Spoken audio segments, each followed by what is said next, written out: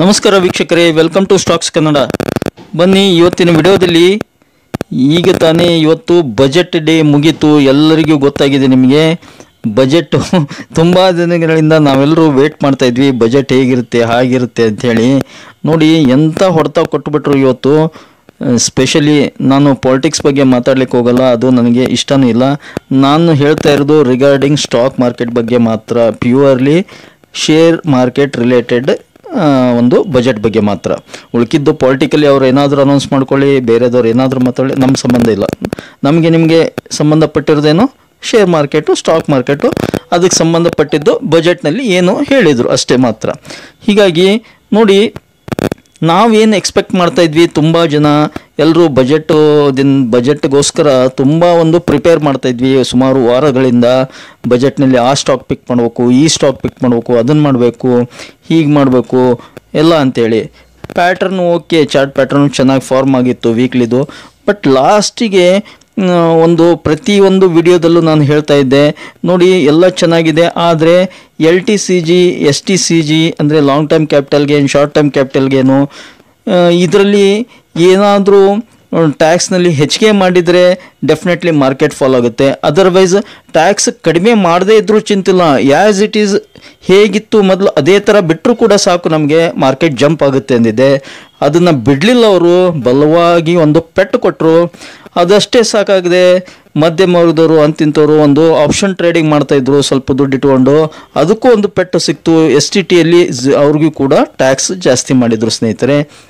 ಹೀಗಾಗಿ ಏನೊಂದು ಪ್ರಶ್ನೆ ಉದ್ಭವ ಆಗುತ್ತಂದರೆ, ಸ್ಟಾಕ್ ಮಾರ್ಕೆಟ್ನಲ್ಲಿ ಅಥವಾ ಶೇರ್ ಮಾರ್ಕೆಟ್ನಲ್ಲಿ ಕೆಲಸ ಮಾಡೋದು ಬಿಟ್ಟೇ ಬಿಡ್ಬೇಕಾ ಅಂತ ಅನ್ನಿಸ್ತಾ ಇದೆ ಸಿಕ್ಕಾಪಟ್ಟೆ ಭಾಳ ಜನರಿಗೆ.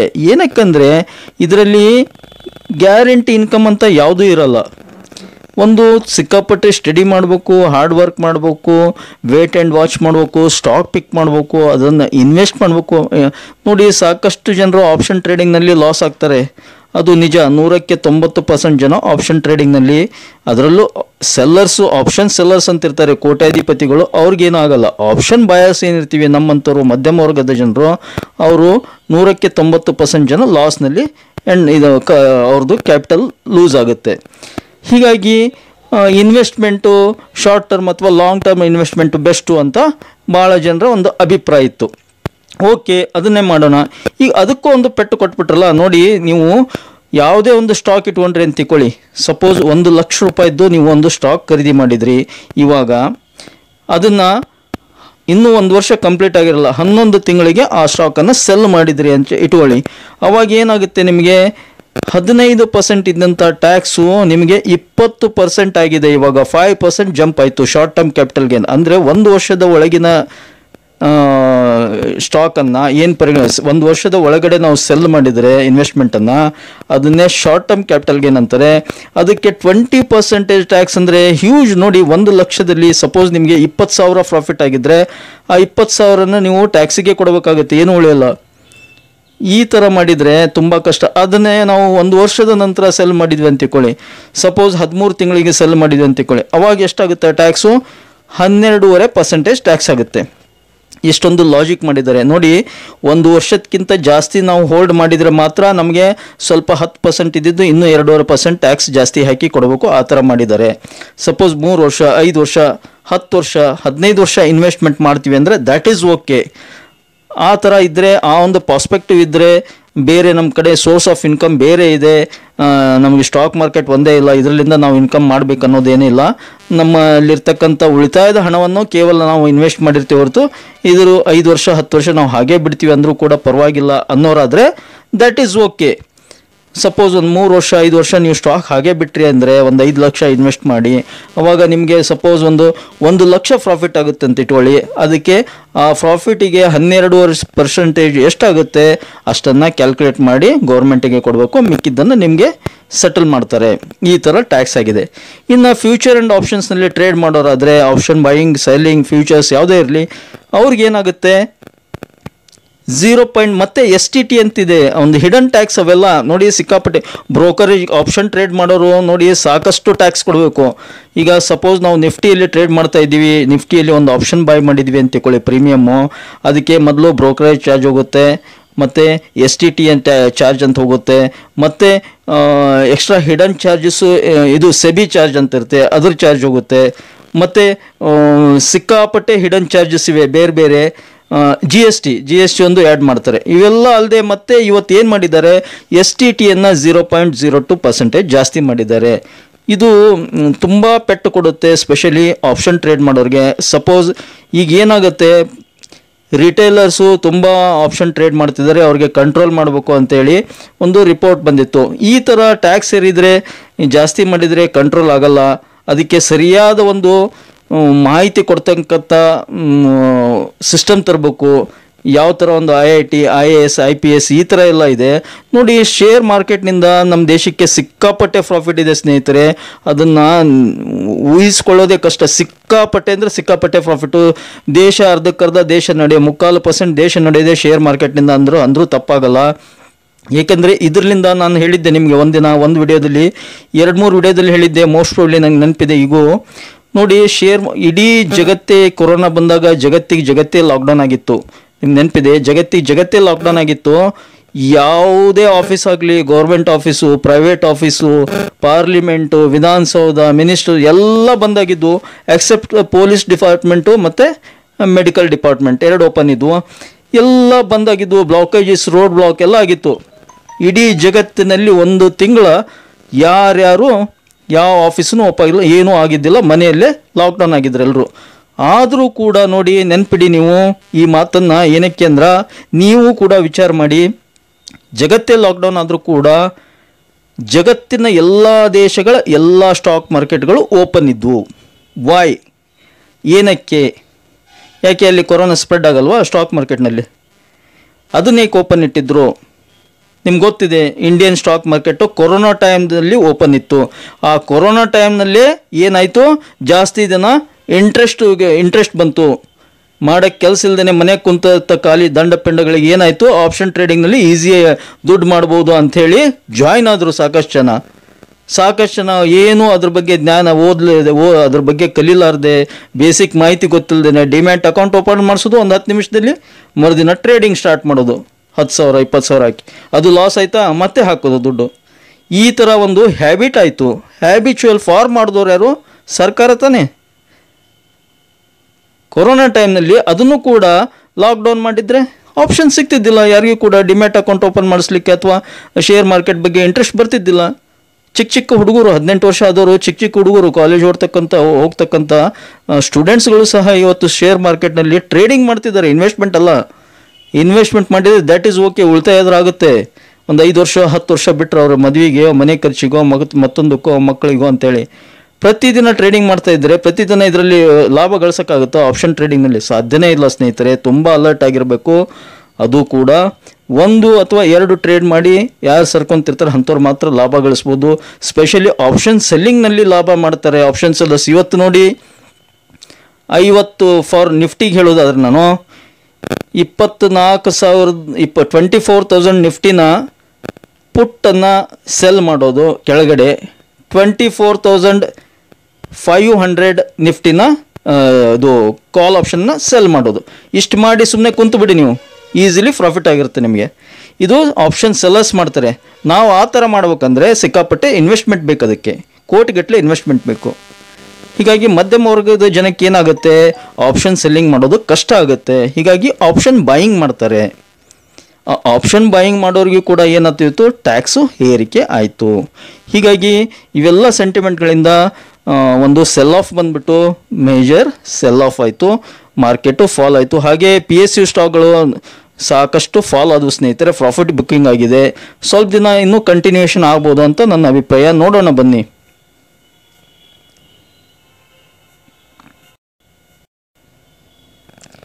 LTCG and STCG Budget 2024 Finance Minister Sitharaman announces rising of taxes. ನೋಡಿ, long term capital gain, short term capital gain ಬಜೆಟ್ನಲ್ಲಿ ಎಲ್ಲ ಕಡೆ ಅದರದ್ದೇ ಸುದ್ದಿ ಇದೆ ನೋಡಿ. ಇನ್ನೇ ಬ್ಲೋ ಅಂದರೆ ದೊಡ್ಡ ಹೊಡೆತ, ಇದು ಒಂದು blow. In a blow to investors, Finance Minister Nirmala Sitharaman, in her presence of the presentation of the Union Budget for FY 24-25 announced several key tax changes impacting capital gains and trading activities. Long-term capital gains. The tax rate on long-term capital gains for all financial and non-financial assets will rise from 10% to 12.5%.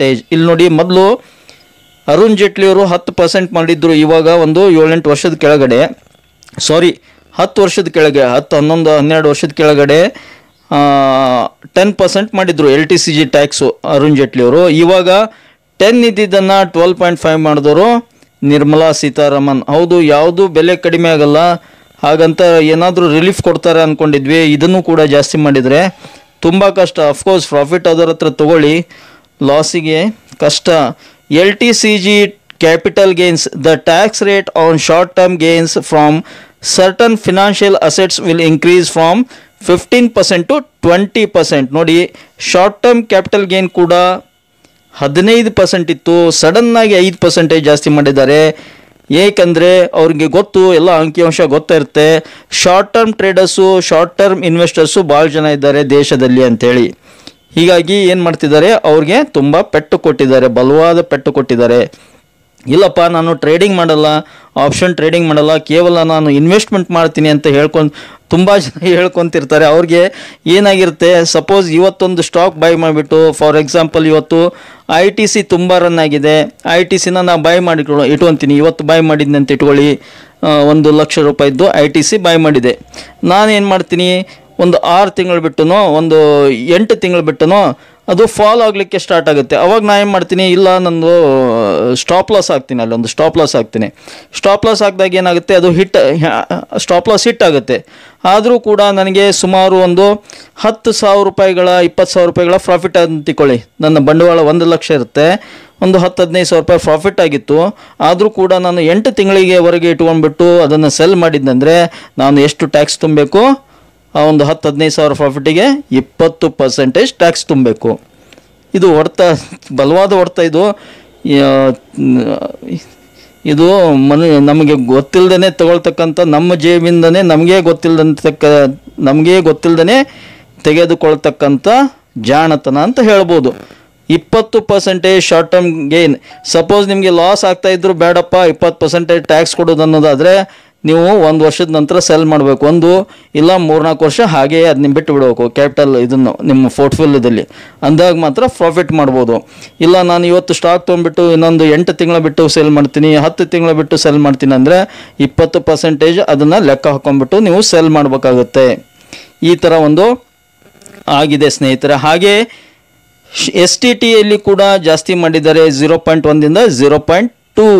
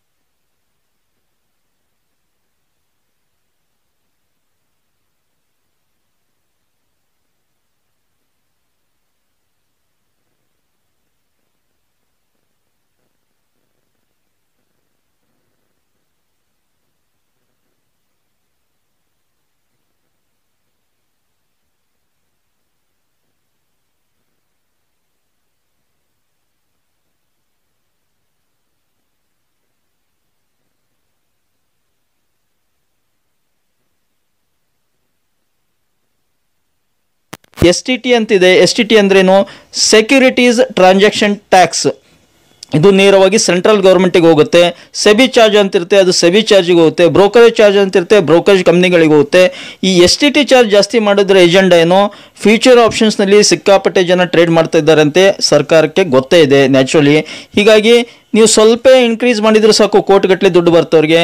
ನೋಡಿ, ಅದರಲ್ಲಿ ಈಗ 0.2 F&O ನಲ್ಲಿ 0.2% and 0.1% respectively and income receipts from share buybacks would be taxed the hands of beneficiaries. ನೋಡಿ 0.2% ಫ್ಯೂಚರ್ಸ್ಗೆ, 0.1% option ಟ್ರೇಡರ್ಸ್ಗೆ ಈ ಥರ ಒಂದು ಟ್ಯಾಕ್ಸನ್ನು ಹಾಕಿದ್ದಾರೆ. Option ಟ್ರೇಡರ್ಸ್ಗೆ, future and option ಟ್ರೇಡರ್ಸ್ಗೆ 0.02 ಮತ್ತು 0.1% ಜಾಸ್ತಿ ಮಾಡಿದ್ದಾರೆ. 0.02 ಆ್ಯಕ್ಚುಲಿ ಕಡಿಮೆ ಅಂತ ತಿಕ್ಕೋ, ಫ್ಯೂಚರ್ನಲ್ಲಿ ಟ್ರೇಡ್ ಮಾಡೋರಿಗೆ ಕಡಿಮೆ, ಅದೇ ಆಪ್ಷನ್ ಟ್ರೇಡ್ ಮಾಡೋರಿಗೆ 0.1% ಜಾಸ್ತಿ ಮಾಡಿದ್ದಾರೆ. ಇದು ತುಂಬ ಪೆಟ್ಟು ಕೊಡುತ್ತೆ ಆಪ್ಷನ್ ಟ್ರೇಡರ್ಸ್ಗೆ. ಮತ್ತು ನಿರ್ಮಲಾ ಸೀತಾರಾಮನ್ ಅವರು ಏನು ಹೇಳಿದ್ದಾರೆ ನೋಡಿ, ಒಂದು ಹೇಳಿಕೆ ಕೊಟ್ಟಿದ್ದಾರೆ. ಬಜೆಟ್ 224 ಒಂದು ಇವಾಗ ಒಂದು ಪ್ರೆಸ್ನಲ್ಲಿ ಲೈವ್ ಅಪ್ಡೇಟ್ಸ್ನಲ್ಲಿ lower capital gains tax to encourage investment ಅಂತ FM ಅವರು ಹೇಳಿದ್ದಾರೆ, ಫೈನಾನ್ಸ್ ಮಿನಿಸ್ಟರ್ ಅಂತ. ನೋಡಿ ಎಲ್ಲಿ ಲೋವರ್ ಕ್ಯಾಪಿಟಲ್ ಗೇನ್ಸ್ ಮಾಡಿದರೆ, ಸಪೋಸ್ ಕಡಿಮೆ ಮಾಡಿದರೆ ಈ ಥರ ಹೇಳಿಕೆ ಕೊಡ್ಬೋದು. ಹೈಯರ್ ಕ್ಯಾಪಿಟಲ್ ಗೇನ್ಸ್ ಎನ್ಕರೇಜ್ ಅಂದರೆ ಒಪ್ತೀನಿ ನಾನು. ಇದು lower capital gains tax to encourage investment ಅಂದರೆ lower capital gain tax lower ಮಾಡಬೇಕಾಗಿತ್ತು. ಇದು ಈ ಥರ ಏನು ಹೇಳಿಕೆ ಕೊಟ್ಟಿದ್ದಾರೆ ನನಗಂತೂ ಅರ್ಥ ಆಗ್ತಾ ಇಲ್ಲ. ಈ ಥರ ಒಂದು ನಮ್ಮ ಬಜೆಟ್ ಡೇನಲ್ಲಿ ಸ್ಟಾಕ್ ಮಾರ್ಕೆಟ್ಗೆ ಸಂಬಂಧಪಟ್ಟಂಥ ಟ್ಯಾಕ್ಸ್ ಈ ಥರ ಬಂದಿತ್ತು ಸ್ನೇಹಿತರೆ, ಬಂದಿದೆ. ಇವತ್ತಿನಿಂದ ಇದು ಅಪ್ಲೈ ಆಗುತ್ತೆ. ಹಾಗೆ ಗೋಲ್ಡ್ನಲ್ಲಿ ಕಸ್ಟಮ್ ಡ್ಯೂಟಿ ರೆಡ್ಯೂಸ್ ಮಾಡಿದ್ದಾರೆ. ಹೀಗಾಗಿ ಗೋಲ್ಡ್ ರಿಲೇಟೆಡ್ ಸ್ಟಾಕ್ಸು ಸಿಕ್ಕಾಪಟ್ಟೆ ಜಂಪ್ ಆಗಿವೆ. ಅದು ನಿಮಗೆ ನೆನಪಿರಲಿ ಸ್ನೇಹಿತರೆ. ಫಾರ್ ಎಕ್ಸಾಂಪಲ್ ಟೈಟನ್ ಆಗಿರ್ಬೋದು, ಕಲ್ಯಾಣ್ ಜ್ಯುವೆಲರ್ಸ್, ಆಮೇಲೆ ಸೆಂಕೋ, ಅವುಗಳಲ್ಲಿ ಬೇಕಂದರೆ ಶಾರ್ಟ್ ಟರ್ಮ್ ಇನ್ವೆಸ್ಟ್ ಅಂದರೆ 20% ನೀವು ಟ್ಯಾಕ್ಸ್ ಕೊಡೋ ಹಾಗಿದ್ರೆ ಶಾರ್ಟ್ ಟರ್ಮ್ನಲ್ಲಿ ಇನ್ವೆಸ್ಟ್ ಮಾಡ್ಬೋದು, ನೆನಪಿರಲಿ. ಅಥವಾ ಲಾಂಗ್ ಟರ್ಮ್ ಮಾಡ್ತೀನಿ ಅಂದರೆ ಓಕೆ, ಅದು 12.5% ಇರುತ್ತೆ. Gold related custom duty reduce ಮಾಡಿದ್ದಾರೆ, ಹೀಗಾಗಿ ಅಲ್ಲಿ ಜಂಪ್ ಆಗಿವೆ ಅದಕ್ಕೆ ರಿಲೇಟೆಡ್ ಸ್ಟಾಕ್ಸ್ಗಳು. ಇನ್ನು ಇನ್ಕಮ್ ಟ್ಯಾಕ್ಸಿಗೆ ಸಂಬಂಧಪಟ್ಟಂತೆ ಏನು ಅನೌನ್ಸ್ ಮಾಡಿದ್ದಾರೆ ಇವತ್ತು ನೋಡಿ, ಅದು ನಮಗೆ ಸಂಬಂಧ ಬರಲ್ಲ. ಆ್ಯಕ್ಚುಲಿ ಸ್ಟಾಕ್ ಮಾರ್ಕೆಟ್ ರಿಲೇಟೆಡ್ ಮಾತ್ರ ಹೇಳಬೇಕು ಅಂದ್ಕೊಂಡಿದ್ದೆ ನಾನು, ಆದರೂ ಕೂಡ ಇದನ್ನು ಕವರ್ ಮಾಡಿಬಿಡೋಣ. ಇನ್ಕಮ್ ಟ್ಯಾಕ್ಸ್ ಏನಿದೆ ಅಂತೇಳಿ ನೋಡಿ. Income tax up to 3 lakhs nil. 3 ಲಕ್ಷದವರೆಗೆ ಇನ್ಕಮ್ ನಮ್ದಿತ್ತಂದರೆ ಅದಕ್ಕೆ ಯಾವುದೇ ಟ್ಯಾಕ್ಸ್ ಕೊಡಾಗಿಲ್ಲ. ಈಗ of course income tax between 3 to 7 lakhs 5%. ಎಷ್ಟು ಜನರಿದ್ದಾರೆ ನೋಡಿ. 3 ಲಕ್ಷದವರೆಗೆ ಯಾರ್ದಿರುತ್ತೆ ಇನ್ಕಮ್ಮು, ಅದು BPLಕ್ಕಿಂತ ಲೋವರ್ದು. ಇನ್ನು 3 ರಿಂದ 7 ಯಾರ್ದಿರುತ್ತೆ, normal middle class, lower middle class. Of course ಅವ್ರಿಗೂ ಸಹ 5% ಟ್ಯಾಕ್ಸು. ಮತ್ತು 7 ರಿಂದ 10 ಲಕ್ಷ 7 to 10 lakhs ಯಾರಿಗಿರುತ್ತೆ, ಯೂಶ್ವಲಿ ಸರ್ಕಾರಿ ನೌಕರಿ ಇರ್ತಕ್ಕಂಥ ಜನರಿಗೆ. ಹೌದಾ, 7 to ಅಂದರೆ ತಿಂಗಳಿಗೆ ಒಂದು 50,000 ಸಂಬಳ ಇರ್ತಕ್ಕಂಥವ್ರಿಗೆ ಎಷ್ಟು ಬರುತ್ತೆ, 50 ರಿಂದ 60,000 ಸಂಬಳ ಇರ್ತಕ್ಕಂಥ 7 ಲಕ್ಷದ ಮೇಲೆ ವಾರ್ಷಿಕ ಆದಾಯ ಆಗುತ್ತೆ. ಹೀಗಾಗಿ ಅವ್ರಿಗೆ 10% ಟ್ಯಾಕ್ಸು. ಮತ್ತು ಎಬೌವ್ 10 lakhs ನೋಡಿ 15%.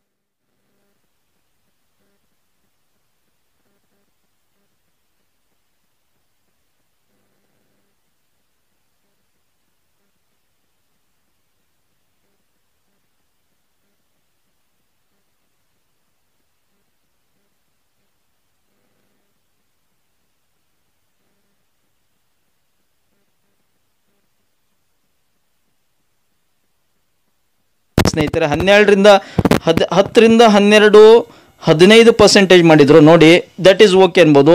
ಅದೇ 17 ರಿಂದ 15 ಡೈರೆಕ್ಟಾಗಿ 5% ಜಾಸ್ತಿ ಮಾಡಿದರೆ 20%, ಇದು ಸರಿಯಲ್ಲ. ಇದನ್ನು ಕೂಡ 15 ಆಗಿ ಇಟ್ಟಿದ್ರೆ ಅನುಕೂಲಕ್ಕಿತ್ತು. ಯಾಕೆಂದರೆ 12 ರಿಂದ 15 ಸ್ವಲ್ಪ ಅಪ್ಪರ್ ಮಿಡಲ್ ಪರವಾಗಿಲ್ಲ, 1 ಲಕ್ಷದ ಮೇಲೆ ಸಂಬಳ ಇರುತ್ತೆ ತಿಂಗಳಿಗೆ. ಫಾರ್ ಎಕ್ಸಾಂಪಲ್ ಪ್ರಿನ್ಸಿಪಲ್ ಅಂತ ಇಟ್ಕೊಳ್ಳಿ, ಟೀಚರ್ಸು ಸ್ವಲ್ಪ ತುಂಬ ವರ್ಷಗಳ ಸರ್ವಿಸ್ ಆದವ್ರಿಗೆ, ನ್ಯಾಚುರಲಿ ನಿಮ್ಗೆ ಗೊತ್ತಿದ್ದವ್ರಿಗೆ ಯಾರಿಗಾದ್ರೂ ಒಂದು 55 ವರ್ಷ 60 ರಿಟೈರ್ಡ್ ಸಮೀಪ ಬಂದಿರತಕ್ಕಂಥ ಟೀಚರ್ಸ್ ಆಗಿರಲಿ, ಪ್ರಿನ್ಸಿಪಲ್ ಆಗಿರಲಿ, ಅಥವಾ ಕಾಲೇಜ್ ಲೆಕ್ಚರರ್ಸು, ಇಂಥವ್ರಿಗೆ ಕೇಳಿ ನೋಡಿ.